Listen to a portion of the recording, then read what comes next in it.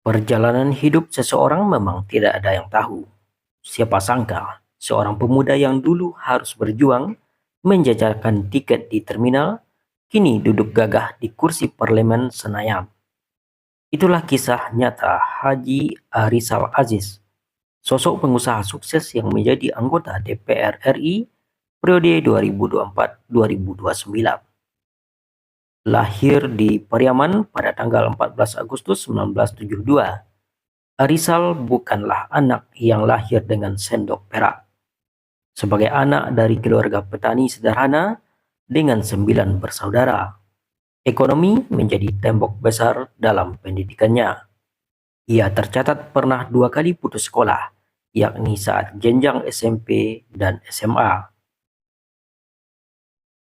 Tempaan keras di terminal Mayang terurai. Putus sekolah tak membuat Arizal menyerah pada nasib. Pada tahun 1990, ia memulai langkah kecilnya sebagai penjual tiket di loket bus terminal Mayang terurai Pekanbaru. Dari debu terminal inilah insting bisnis dan ketangguhannya terbentuk. Ia perlahan naik kelas menjadi agen bus Merah Sari pada tahun 1993 hingga dipercaya menjadi perwakilan berbagai jasa transportasi. Pengalaman mengelola urusan penumpang dan logistik di lapangan menjadi modal berharga yang tidak ia dapatkan di bangku sekolah formal. Membangun imperium indah logistik.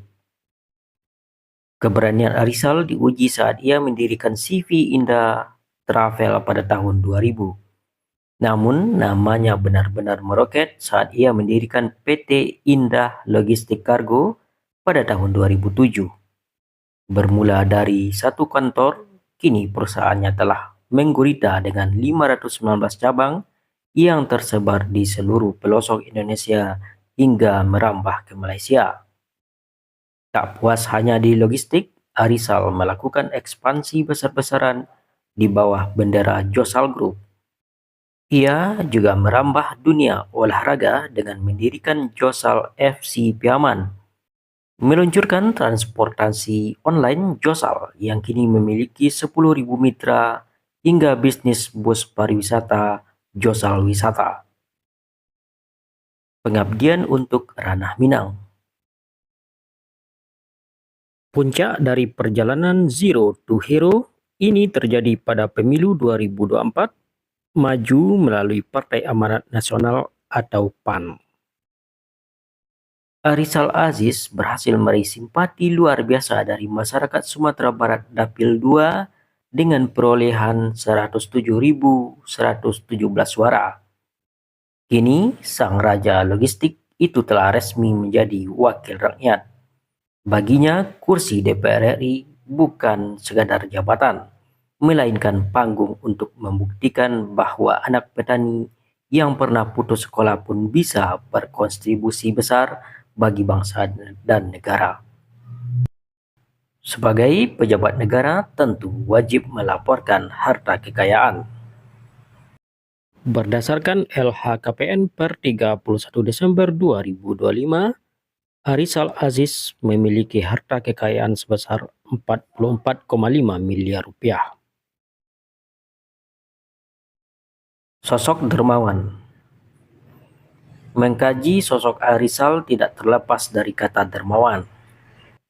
Di bawah naungan Arizal Aziz Foundation, di sana Arizal menyalurkan bantuan zakat beras kepada masyarakat Sumbar yang kurang mampu. Selain itu, Arizal juga menyediakan ambulan gratis untuk membantu masyarakat yang membutuhkan.